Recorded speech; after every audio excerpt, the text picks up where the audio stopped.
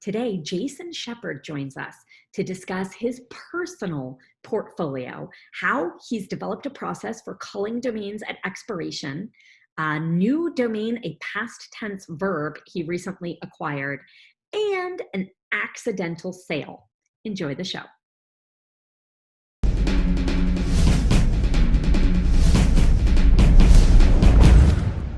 FD was built by domain investors to increase your inquiries, sales, and profit. Forget spreadsheets and archived emails. Manage your entire investment portfolio in one place using a secure and completely confidential platform. Learn more at FT.com. That's EFTY, FT.com. Hey, Sherpa Network. Thanks for joining us today. I'm Tess Diaz, executive producer of DomainSherpa.com, and today we have a one-on-one interview with none other than Jason Sheppard. What's going on, Jason? How you doing? I'm great, Tess. How are you? Fabulous. I'm loving the cowboy hat. Is that a tribute to our fabulous days in Austin and how much we all wish we were getting out and about? Well, that's absolutely part of it. That and the quarantine hair. Had to do something, and this seemed appropriate. Looking forward to Austin again, if that's where it's going to be, if we're going to have it. But who knows at this point? I guess I don't think I've heard, but I think they're working things out. We'll see what's going to happen. I for a while, like all my friends were, messaging quarantine hair, don't care, and now it's more like quarantine hair starting to care. Well, I was bad about getting regular haircuts anyway, but when you can't do something, it makes you want to do it more. So who knows? That's the truth. Well, you're a sport for coming on here no matter what. Thank you for taking the time to share your expertise. So were you going to say something? Did I cut you off? No. Alrighty then. With this last few months, it sounds like, just for the Sherpa Network, anybody who doesn't know, so Jason, you manage your own personal portfolio, and then you manage an investment portfolio with a private silent partner. You've had a lot of action over the last couple months, and you've taken this time to really focus on culling the portfolio too. Let's talk about what you're doing, what you're seeing, where you're moving things. Sound right? Yeah, sounds great. So just to set the table here, what we're going to be talking about today is my personal portfolio. My partner has a lot of businesses that were affected by the COVID shutdowns. So we've really pumped the brakes on acquisitions. We've sold a few names on that side, but what we're talking about today is more the portfolio management of my portfolio and how I'm kind of culling back some of the names, liquidating some of the lower end names, and trying to shrink it down a little bit and make it improve the quality in general. So basically, just to get it started, since late March, I have, really gone on a tear trying to get rid of names. And in that time, up until through yesterday, I've sold 85 names. And the total on those was $3,330. So obviously at 85 names, that's a lot of that is liquidation prices, but 30 of those were through the drop catch platform. I have a lot of names that name right, and it's really easy to list those names as a private sale on drop catch. And so I've sold 30 there for a total of $864. I have done 53 through Name Liquidate. I know Name Liquidate's getting a lot of a lot of press, a lot of talk about it here lately, and I've done well with it. It really has, and not all the names there have been the minimum sale. I've had names go 3 figures, low 3 figures, but still, if it's a name I was planning on dropping, and I get over $100 for it, I mean, I'm on the verge of doing backflips over that. Which I'm sure on next week's Domain Sherpa, Jason Sheppard does backflips. Yeah, don't hold your breath. And then I have one DNWE sale, which I can't really talk. I mean, it was $1,000 sale. I can't say the name. Okay. And then I actually yesterday sold a name that I repriced in March that on a retail. I did a retail repricing, and this will kind of be explained further when I go through the full process. That had expired on May 10th, and I sold it for $750. And I was able to just provide the auth code, and the sale went through. So, don't ever take your names down until you have to, because you just don't know when they might sell. Wow, that's wild. Yeah. Okay. Where should we start? Actually, can I ask you about the DNWE sale? That sounds like one of your highest dollar ones at $1,000.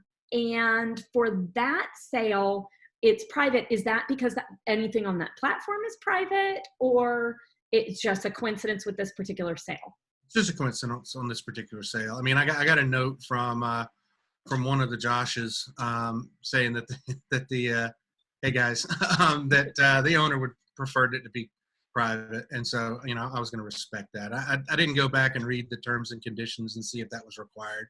It's just not that big a deal. I mean, I'll respect that on a wholesale exchange, because I can understand why. I mean, I wouldn't want the whole world knowing what I paid for names.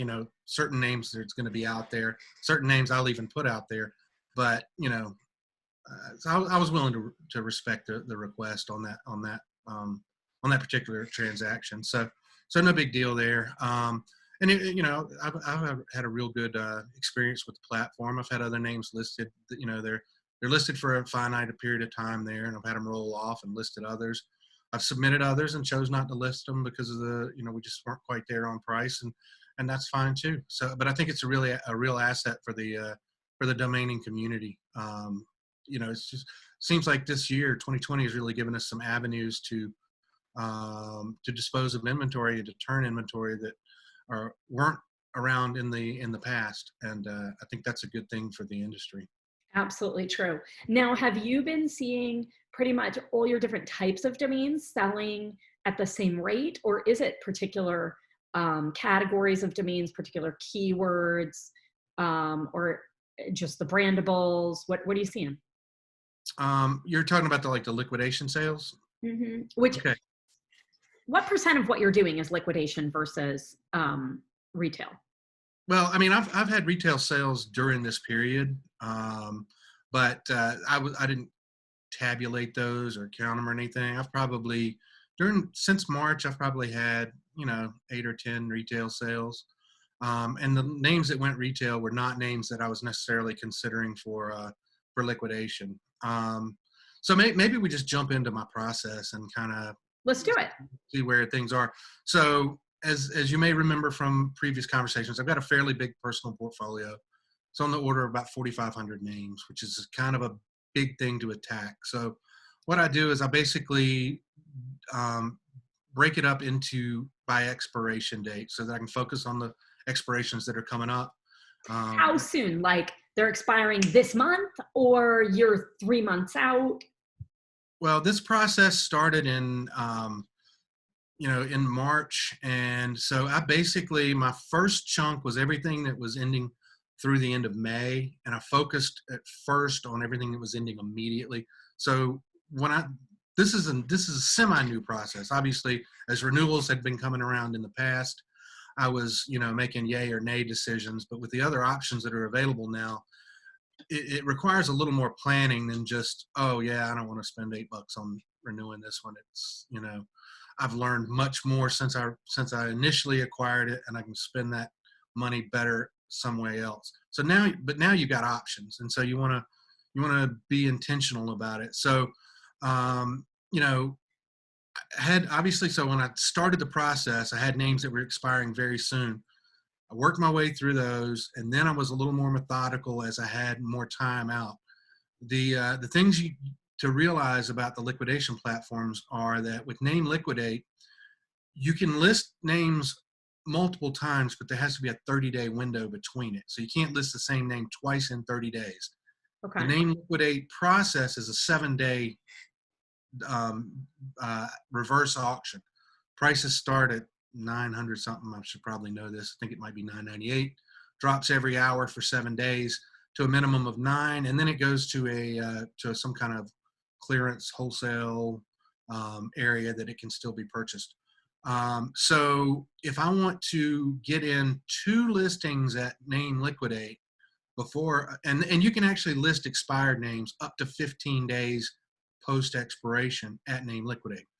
So basically, if I want to get two listings at name liquidate, then I want to list it out like 45 days before expiration ish. That's my goal, is 45 days. So I list it once at name liquidate. If it sells there, great. If not, then I would like to then put it on drop catch for, I've experimented with both. I think doing 3-day auctions, multiple 3-day auctions is better, because most people, when they look at marketplaces that have auction or listings that end, that aren't just perpetual, they look for what's ending today. It just whittles down the list. I mean, there may be, I'm not saying everybody does that. I'm not saying everybody does that all the time, but that is one way that I tend to look at things, and I think others do too. So I agree. all right, good. So I'm not the only one that thinks that way. So I try and list for 3-day auctions, and then whatever sells, whatever remains after that doesn't sell, list it again. So theoretically, in a perfect world, and by no means is this process perfect yet, I would put something on name liquidate, list it multiple times at drop catch. Then when it expired, put it on name liquidate again. Now, throughout this process, I consider drop catch and name liquidate to be industry sites. I don't, drop catch is not syndicated that I'm aware of. Nobody's finding names in the registry path unless they're trying to register them at NameBright. And I'm sure there are people that do that, but it's not like putting something on Afternic. So if I'm going to be heading down this path with a name, in general, if I'm going to also reprice it on the retail platforms, but I'm not going to reprice it down to wholesale prices, I'm going to drop it down to a mid 3 figures, like a 500 to 750, which is what I did on the name that sold yesterday. It was semi-truck towing. Pretty long, 3-word, ton of syllables. I know I had listed it on drop catch twice and name liquidate once. So people passed on that name at $15 twice, $9 once, and yet somebody still paid $750 for it in a retail purchase 20 some days after it expired. So Wow. if you're going to be using these sites, then I think it makes sense to reprice your names on the retail listings, on your landers. If it's Dan, if it's FD, Cedu, however you say it, wherever you have them listed, I think it makes sense, because if you're willing to sell it for a wholesale price, a liquidation price, there's no sense not dropping it to the public, and somebody might pick up some percentage of them. Maybe it's one, like I've done in this relatively new process for me. Hopefully it'll be more in the future. We'll just have to see. But to me, that makes sense. Now, the question then becomes, what happens if you sell it retail and it's listed at the other spot? And I mean, if that happens, that's a good problem to have. There is verbiage on name liquidate that says if you no longer have the name, when you get the sale notification, if you no longer have the name, let us know as soon as possible. So obviously they're aware of the possibility. I haven't encountered it anywhere. I don't know what the situation or what the actual technical policy is at drop catch, but if that happens, I'll just work my way through it. Now, you work with pretty tight margins in in your personal portfolio, I think, and you are cutting it tight with these expiration dates. How do you track that? Where are your domains registered that you can still move them if it expires, or get the auth code if it's expired, or there's not like a redemption fee after a certain date or something? Well, the one that sold was at Namebright, and they're actually, doing the lowered redemption fees right now. This sale, though, had not gone into the redemption grace period yet. So I have a lot of names there. I have not experienced that with GoDaddy. All of my names, with a couple of exceptions of what I've bought on their platform and haven't yet to move for some other names, but everything I have is going to be at GoDaddy, Namebright, or Epic. There's going to be, like I said, if I buy a name at Dynadot or catch a drop at Dynadot, it's going to be there for a while. Nothing against Dynadot. It's just better on me to keep things consolidated. And my three of choice are Namebright, Epic, and GoDaddy. Got it. Yeah, and the consolidation is really beneficial, not only for general portfolio management, but also for always knowing what that particular registrar's process is, what their fees are throughout the expiration cycle, because it is a very important part of the domain life cycle that's easily misunderstood, especially by newcomers, or just tracked by anyone, because every registrar has different rules, and sometimes they can change too. I mean, they don't often, but when they do, it could be really disruptive. But it sounds like you're developing a really detailed, workable process here for culling the portfolio. So what can you say, what kind of margins you've had for, or what kind of profits you've had for these 85 sales?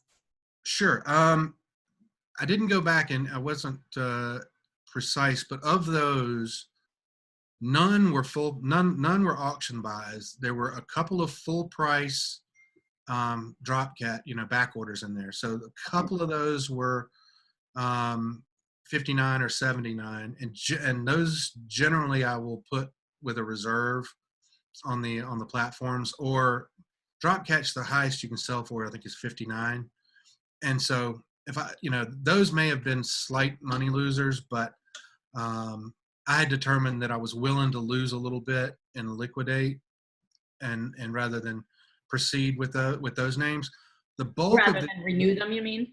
Rather than renew them, yes. Okay. So the bulk of these are either low price or closeout purchases, a few hand registrations, a few discount drop catches, that sort of thing. And so realistically, if I buy something for $10, $11 and sell it for $9, sometimes some of them, not all of them, sold for $9. I've had plenty of $15, $20, $29 sales, some $80 sales. Like I said, I had one at Name Liquidate. It was like $123.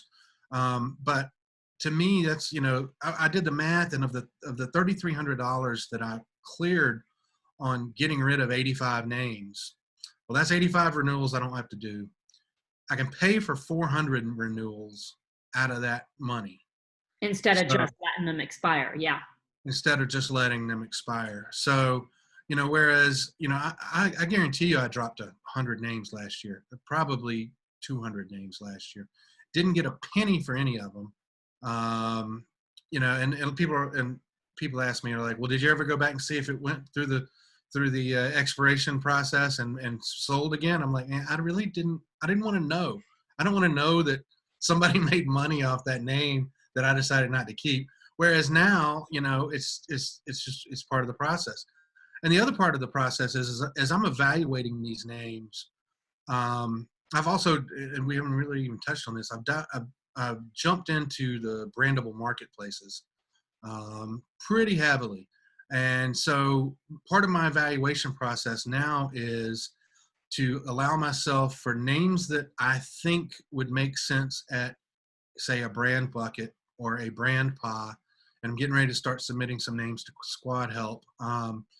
that I want to and try those out far enough in advance to know going into the last few days of the expiration cycle whether that's going to be accepted at those marketplaces. Right now at Brand Bucket, they've got a bit of a backlog. It's I'm not trying to diss anybody. It's about 30 plus days right now, maybe up to 40 at times, depending on how much they've how many submissions they're getting. So if I'm going to submit a name that might be expiring soon, I have to really plan that out so that I know I'll have time to hear back before I make the final decision. Whereas at BrandPa, they've got a new system now where they'll give you their recommended prices pretty much on the fly, almost like an online evaluator. And whether they accept it or not, or what price they accept it, I'm not listing everything they accept, but I can check there and see what they think about it, make a decision. Is this the right marketplace for it? Did it just get flagged because it's got some portion of a buzzword in it, and I really personally don't think it's going to sell? Is this something that Brand Bucket might take and they might like better because they both kind of have their own flavors about what they like and what they don't like? So that's just part of the overall portfolio management process is, just deciding what's going to be the eventual outcome when this name reaches the end of its current registration cycle. That makes sense. So I actually wasn't familiar. You're talking about Brand Bucket, who I know well, and Squad Help. And the third one, such a cute name, kind of like Grandpa. It's Brand Pa. So brand, PA.com. How do you differentiate between those three marketplaces? What do you decide? What's your experience like at each one? Well, I still don't, at this point, I don't have a full grasp of, like, I can't look at a name and say 100%, yeah, Brand Bucket's going to take that one. And I don't know that anybody can, but they do have a Slack for sellers. And by going in there, you kind of see names that get approved for other sellers, and you start to figure it out. I have not submitted any to Squad Help yet. I'm going to start that process probably over the weekend. I've gone through their current listings, trying to get a feel for names that do well there and what they like. And so we'll see how that goes. But the difference is the submission process at Brand Bucket is $1 per name. The submission process at BrandPa is $8 a name. That includes your logo, and that's just a one-time fee. So for me to do a name that is coming up toward expiration, that means I'm investing $8 to list it at BrandPa, roughly $8, $8.50 for a renewal. So I have to feel like the name is got a real chance at selling there. And I've only had one sale now.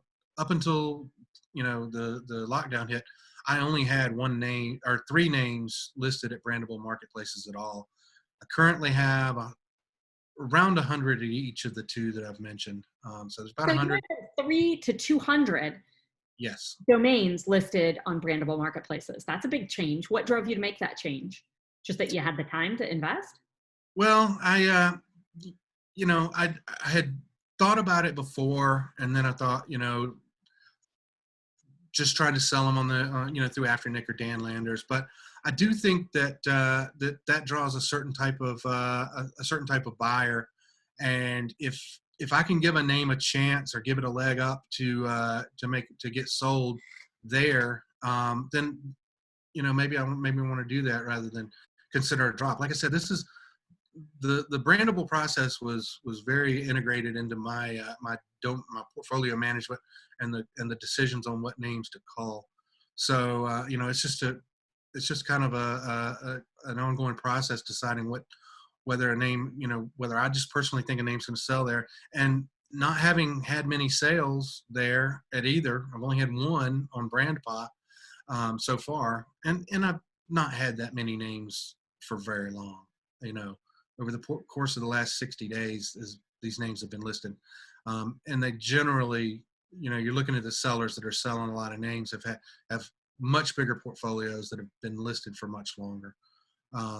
So I'm not concerned yet, but if a year from now I'm still sitting on one sale, then I'll consider it an experiment that wasn't particularly fruitful, and I may just I'll factor that into the portfolio management process. Interesting. All right, we'll have you back to report. Yep. What other changes or adjustments have you discovered during the last couple months? Well, over the last couple months, I mean, I haven't really seen anything major other than kind of what we've talked about here. But it's just when I look at a portfolio of 4,500 names and realize that my skills at deciding what to get, it's constantly evolving. We get better at this, and I just want to reduce my renewal load. Get it down to a little bit more manageable process. I was thinking about this last night. Ideally, especially if the brandable marketplace experiment, bears fruit, I would almost say that my strategy for my personal portfolio going forward would be that all my mid and lower level names would be, for the most part, brandables and be listed at marketplaces, and then have an upper tier of names that I considered, to be better and more able to stand on their own, and just have those listed at on Landers and in Afternic and direct sales, and not through a brandable marketplace. I don't know if it'll ever get quite to that, but that's kind of a rough goal at this point, is to see how that plays out.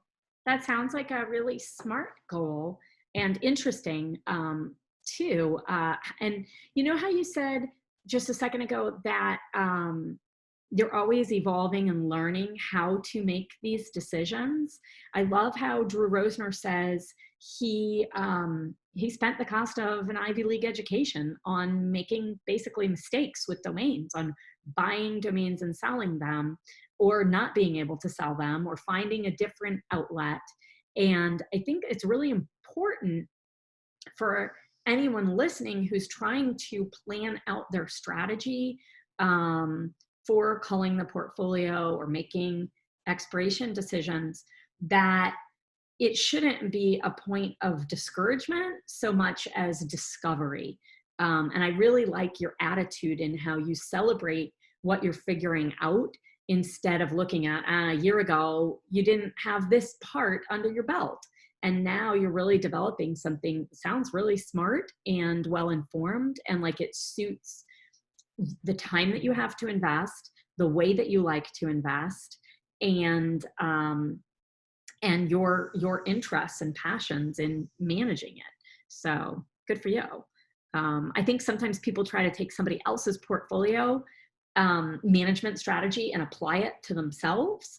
And, I think the best thing that our listeners can do is apply what works for them and apply your flexible thinking more than this is the one and only way to do it. Have you tried anything that you felt like didn't work for you?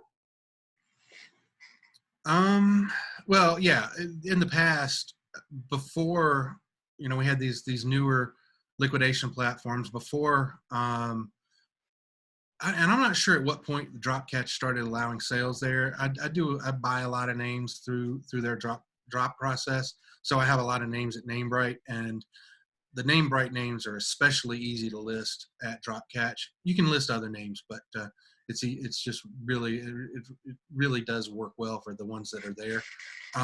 So I don't know when that became available. It hasn't been there the whole time I've been domaining. I think it's probably within the last 6 months, and they may have had some availability to limited people before that. I want to say that maybe Josh from DSAD had mentioned selling there before it was publicly available, but I could be wrong there. But so in the past, before all of this was available, I would just drop the price of my names to the lowest possible price on Afternick and Dan. And that just didn't move names, because, you know, a retail name requires somebody that wants that name at that particular time.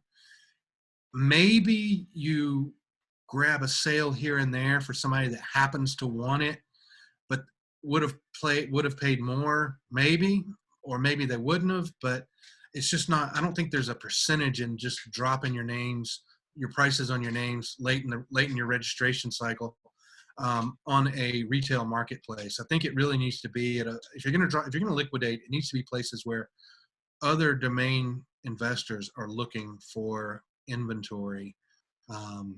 And honestly, I've had the best luck doing non-reserve, sales on these liquidation platforms. Now you have to set a minimum price on drop catch, and I think it's 15, and then the maximum I think is 59. If I have a lot of time going in and I know I'm going to be able to list it multiple times, I'll bracket it. I'll start it high, do the next listing a little lower, until it gets to the bottom. And I'm probably just telling all other domain investors to just keep waiting, but and hope it doesn't sell and comes back. But and that's fine. I mean, I've done the same thing. I see a name that I like, and I'm like, I don't like it for that much, for the full $59 price.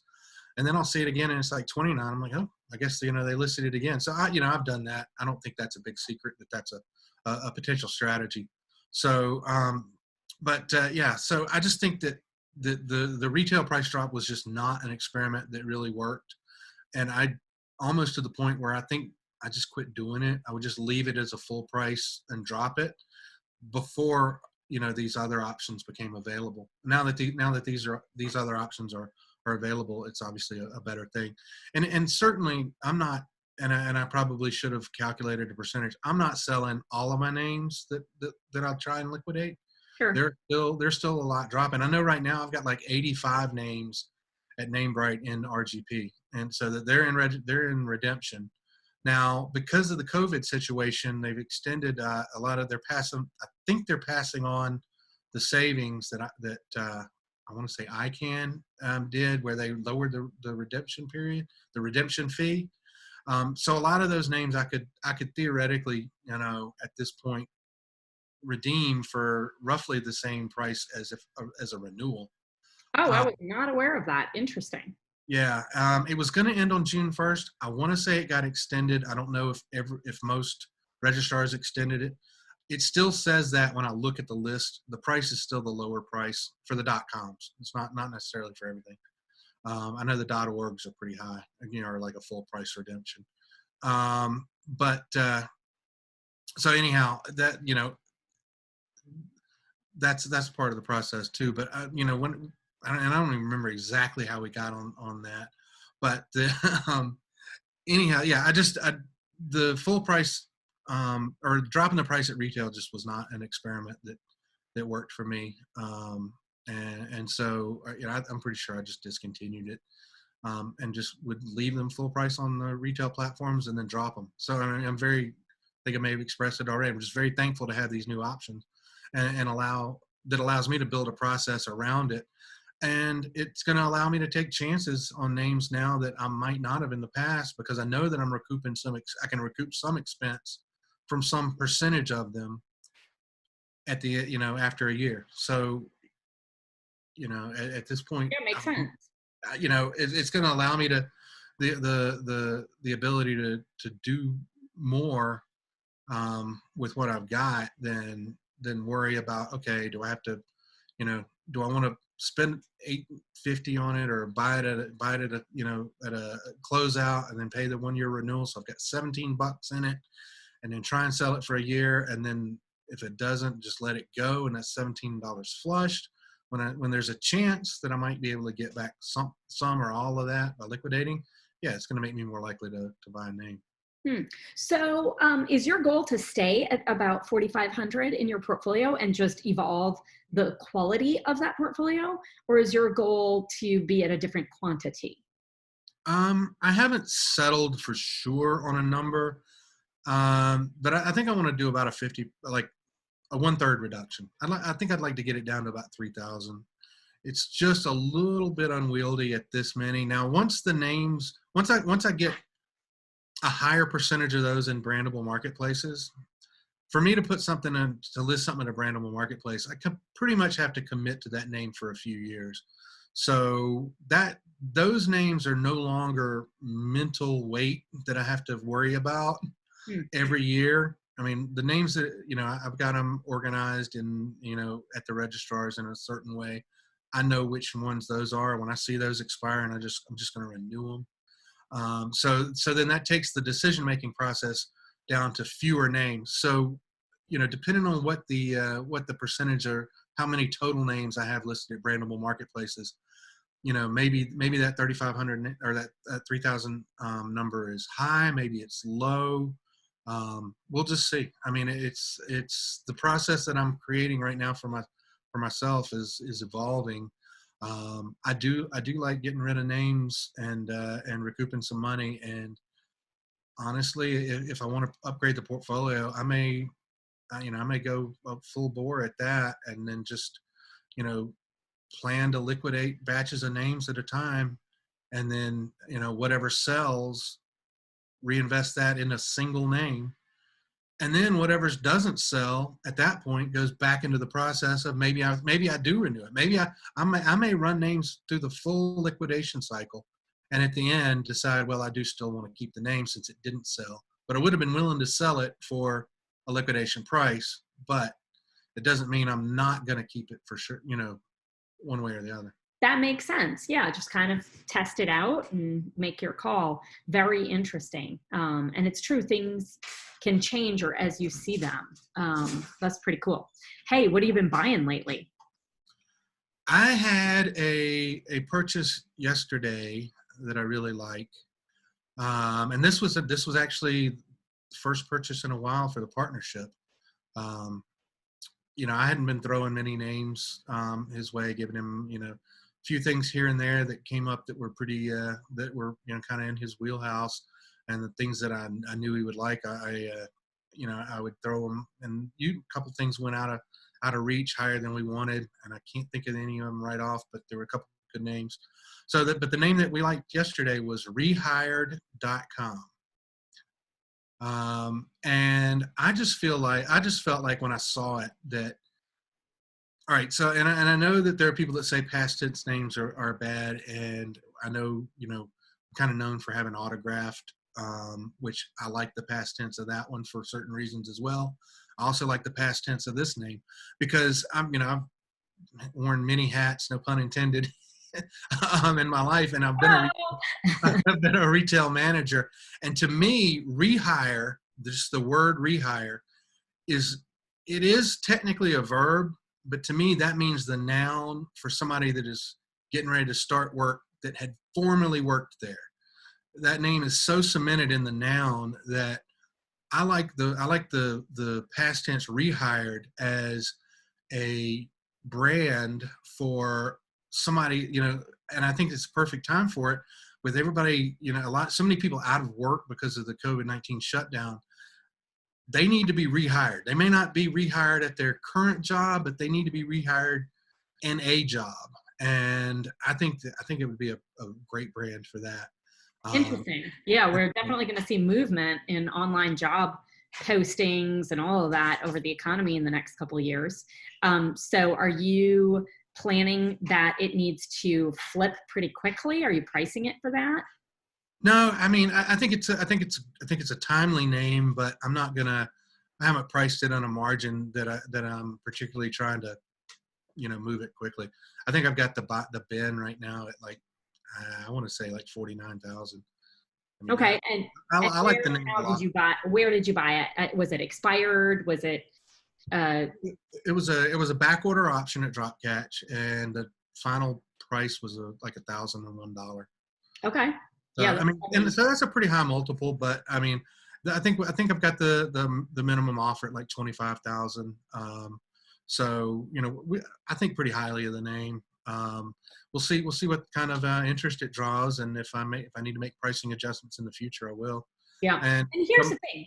I mean, we mostly have on this show the people dealing with the top 2% of domain names, and they're making 6 and 7 figure decisions every single day.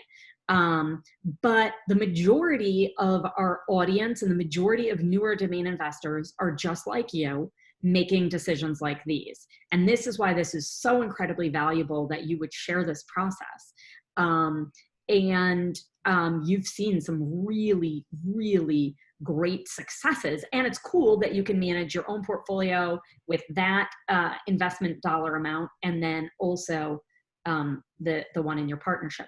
So $1,001 for rehired.com is absolutely fantastic on any level.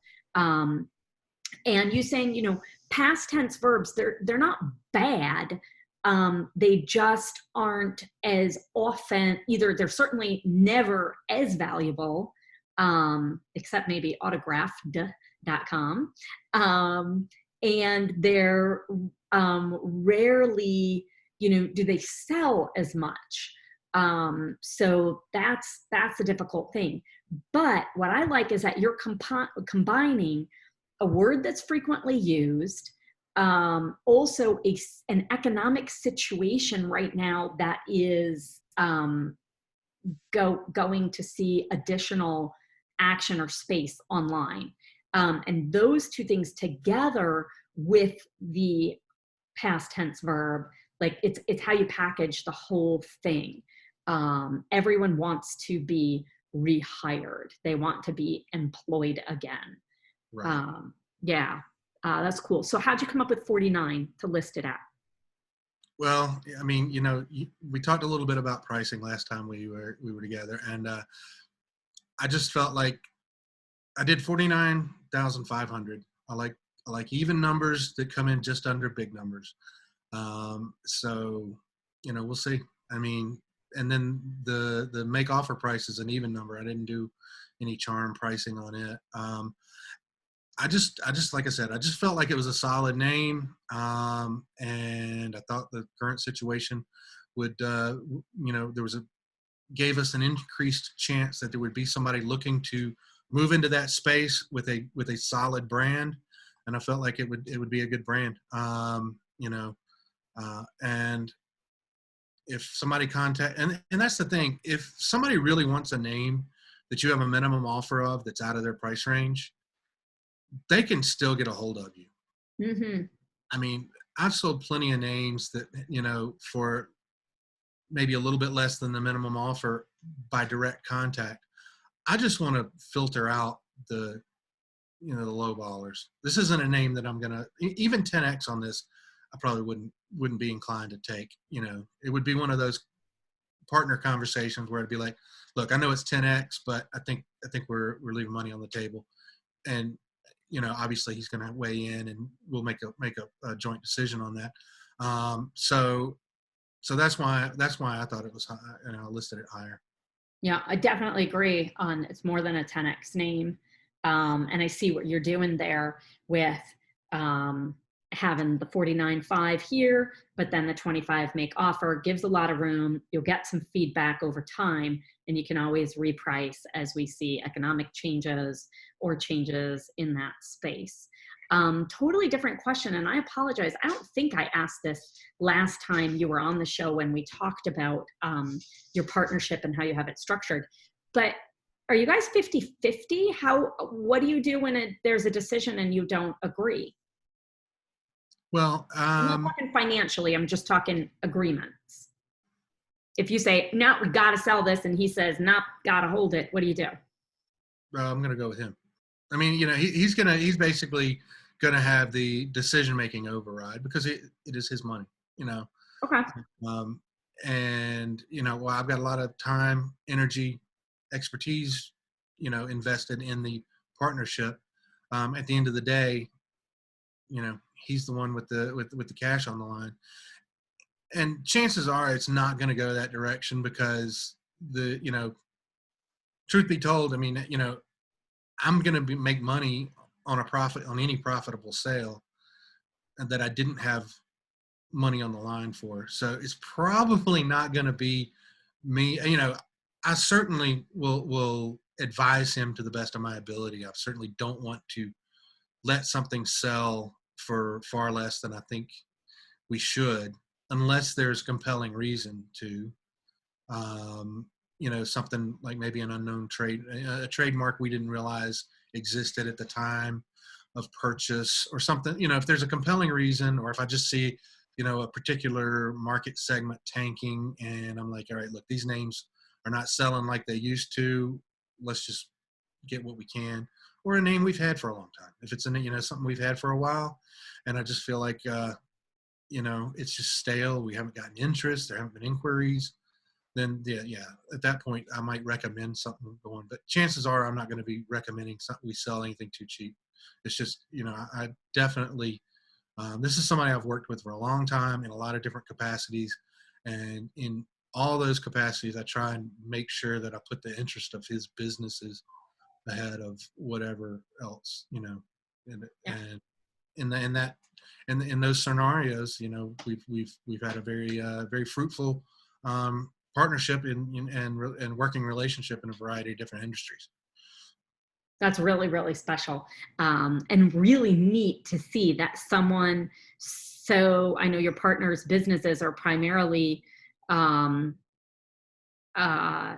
don't work well with social isolation, and it's really, really, really neat. I bet he's really glad that he diversified and listened to this crazy guy about domain names.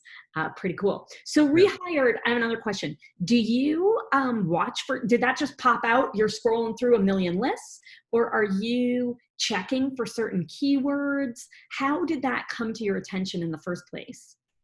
Well, I do, I put it in for a lot of back orders.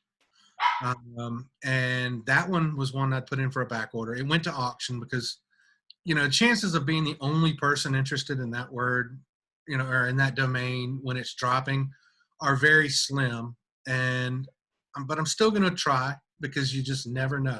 I've caught names for regular back orders that I would have expected would go to auction plenty of times.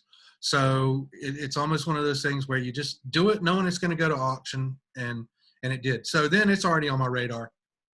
And I was bidding on it personally because, as you mentioned, a lot of his business has been affected by the social distancing and the shutdowns here in North Carolina.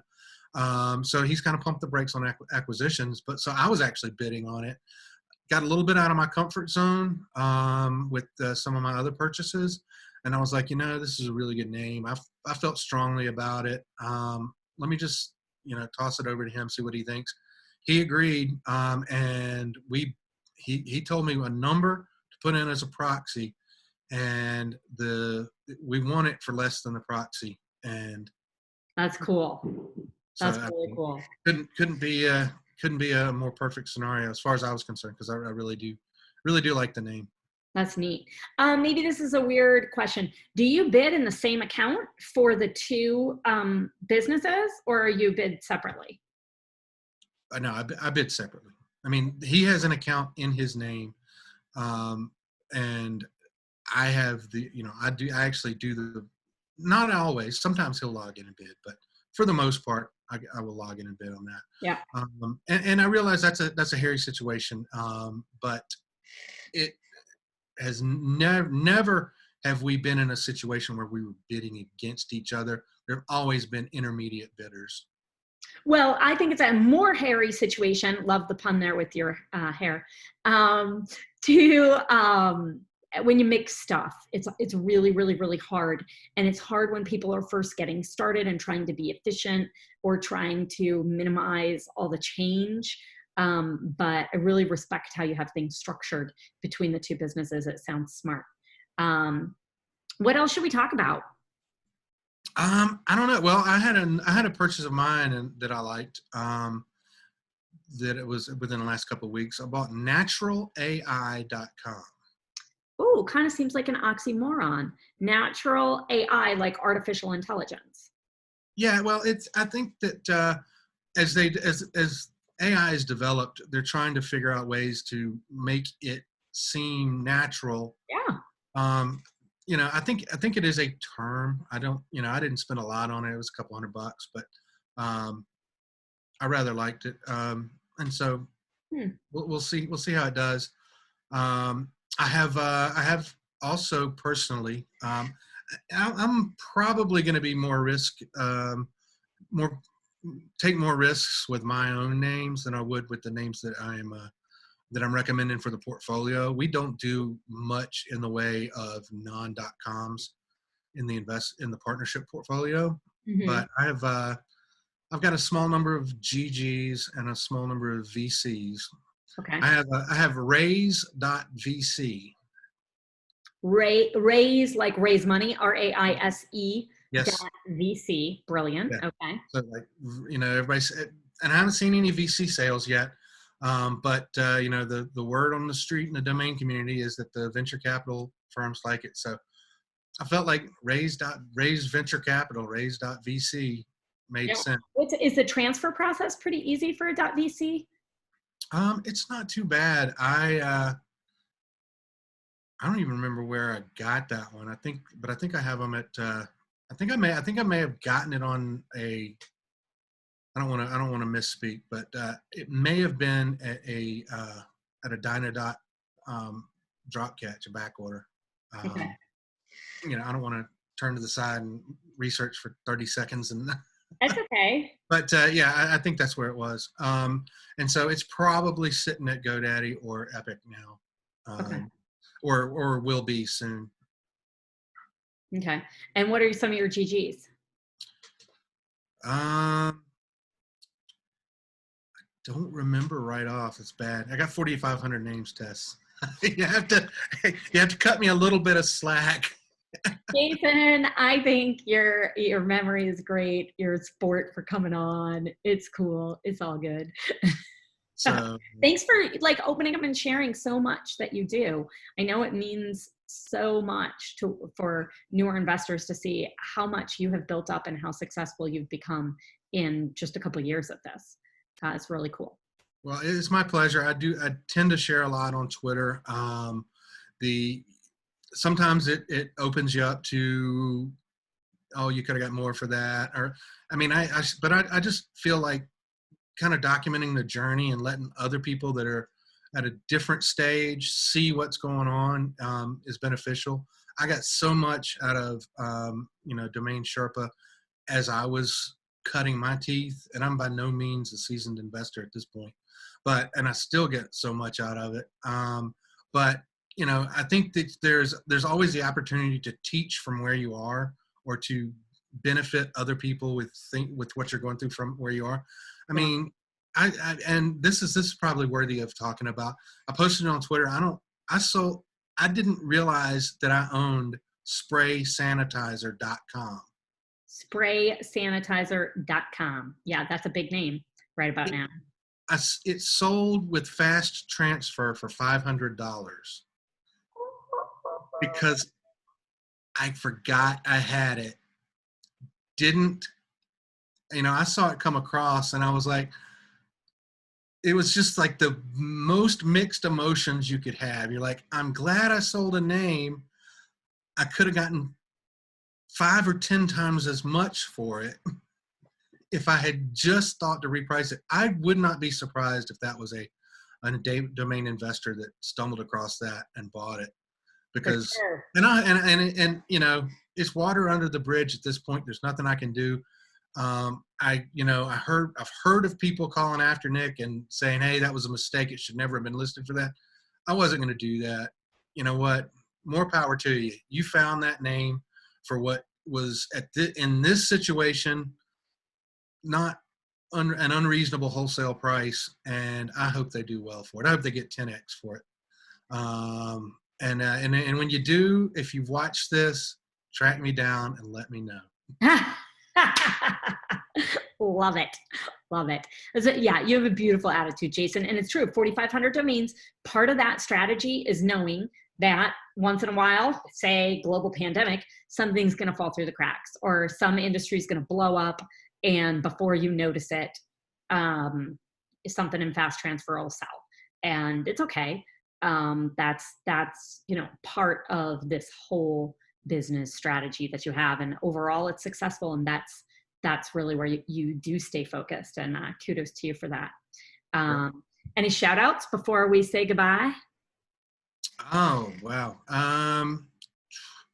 Man, I gotta shout out Mike Seiger, because the weekly domain, meetups every Friday. I mean, they've been really such a positive thing for the community, and he and I, we're not like best buds, but I mean, I consider him a friend now. We've gotten closer, and I really such a thoroughly nice man, and I'm just pleased to make his acquaintance and have his acquaintance and have him as a friend, and just what he does for the community. Yeah. Thanks, Mike. We love you. Hi, Jake. Jake is Mike's son. We're tight. Yeah. All right. Well, thanks for being on here. Good luck eventually getting your haircut. You look fabulous one way or the other. Good for you for keeping it all going on during this crisis. And we'll see you all next time. Yeah. All right. Thanks, Tess. Take care. Thanks, Jason.